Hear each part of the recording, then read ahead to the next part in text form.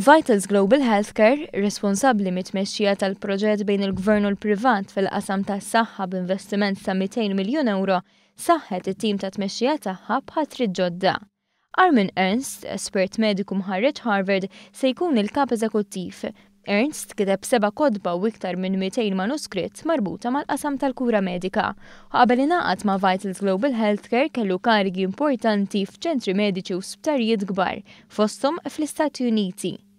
Eric Boerens ingħaqad ma' tim ta' tmexxija bħala kap operattiv, dan ukoll ilu fl-industrija għal diversi snin u ħadem ukoll fl-Iskola Medika ta' Harvard u diversi postijiet oħrajn.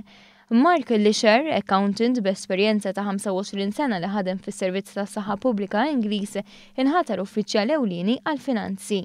It-tobba Nadine Delicata u Stephen Zammit se jżommu posthom fit-tmexxija tal-Isptar Ġenerali ta' Għawdex u Kerin Grek. B'differenza li issa se jkunu qed imexxu sptarijiet mibdula bil-proġetti li se jkunu qed isiru f'dawn iż-żewġ sptarijiet.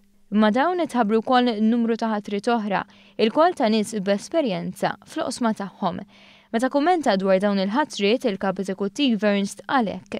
Lantana għal inwasslu kura tas-saħħa ta' kwalità lil komunità f'Malta u f'Għawdex b'eċċellenza, kompassjoni u kompetenza. Ma nemnux fl-istess pjan għal kulħadd, imma nemnu li l-kura tas-saħħa għandha tkun personali, innovattiva u fukata fuq il-pazjenti. Konfidenti li ma' tim tiegħi nistgħu nwettqu viżjoni għal Malta u Għawdex. Ernst tenna li l-industrija medika Maltija hija fortunata li għandha professjonisti dedikati. Fortunati li huma parti mit-tim tagħna, għal Ernst li ddikjara li l-pazjenti se jkunu qed jirċievu l-ogħla livell ta' kura.